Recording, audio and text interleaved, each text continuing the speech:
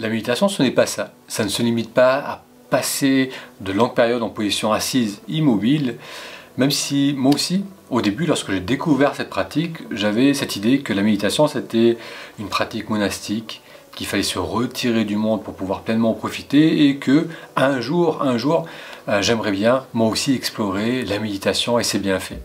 Et ensuite, à travers les années, et ça fait maintenant depuis 2012 que j'anime un podcast sur le sujet de la méditation, j'ai pu voir que la méditation ne se limitait pas à une pratique assise immobile. Moi, ma compréhension de la méditation, c'est l'art d'être attentif, de développer une attention à ce que l'on vit dans le moment présent, et ça, on peut le faire à tout moment, en toutes circonstances. Donc ça ne se limite pas à être assis, immobile, dans des postures compliquées. On peut méditer en marchant, on peut méditer debout, et en réalité, on peut développer l'attention au moment présent dans toutes les activités du quotidien. L'important, c'est d'avoir l'intention d'être présent tout au long de sa journée, d'avoir ces moments où on ramène l'attention au niveau du corps, où on est attentif à ce que l'on perçoit autour de soi, mais aussi ce que l'on ressent en soi.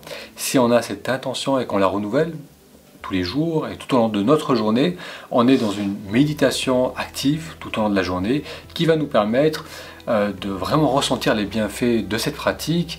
Ça va nous permettre d'être plus détendu, plus relâché, parce que lorsqu'on prend conscience de notre corps, quand on revient dans notre corps et qu'on ressent les tensions, on va naturellement les relâcher. Ça nous permet aussi d'avoir l'esprit plus clair. Ça permet également d'avoir plus d'énergie, plus de vitalité. Là aussi, le fait de détendre le corps, d'habiter pleinement le corps, ça nous donne accès à notre vitalité.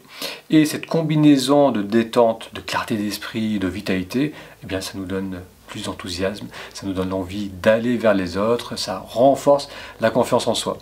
Donc les bienfaits de la méditation sont nombreux, et la méditation, la bonne nouvelle, c'est que ça ne se limite pas à une pratique assise, immobile, compliquée, qui prend beaucoup de temps, qui va nécessiter d'attendre, d'avoir le temps ou d'avoir des changements dans notre vie pour pouvoir enfin s'y consacrer. Non, la méditation, on peut la commencer d'une manière très simple dès aujourd'hui. Alors, à noter que les dimanches à 18 h, on se retrouve tous en direct pour méditer ensemble, et ça sera l'occasion pour toi de mettre en place une pratique qui va te permettre déjà d'explorer cette attention du moment présent pour qu'ensuite tu puisses la retrouver tout au long de ta journée. Donc, si tu n'es pas encore inscrit, tu peux le faire en allant sur le lien taméditation.com. Ça te permettra d'accéder à un groupe WhatsApp, et dans ce groupe, je t'informerai du début des séances de dimanche à 18 h. Donc pour récapituler, pour méditer, on n'a pas besoin de se retirer au bout du monde, on n'a pas besoin d'arranger nos affaires, on n'a pas besoin de sortir du stress du quotidien, on n'a pas besoin d'attendre, on peut méditer dès à présent. La méditation ne se limite pas à une pratique assise immobile, on peut développer cette attention au présent à travers les activités du quotidien. Et pour terminer cette vidéo, j'aimerais partager avec toi une citation d'Antonin Sertillanges, qui est un prêtre et un philosophe, qui nous dit « Ne pas avoir le temps de méditer, c'est n'avoir pas le temps de regarder son chemin, tout occupé à sa marche. » Fin de la citation. On a le temps de méditer, toutes les occasions, toutes les actions peuvent être l'opportunité de nous reconnecter au moment présent. C'est bien plus simple qu'on le croit. Donc je te donne rendez-vous à dimanche prochain 18 h pour qu'on puisse méditer ensemble.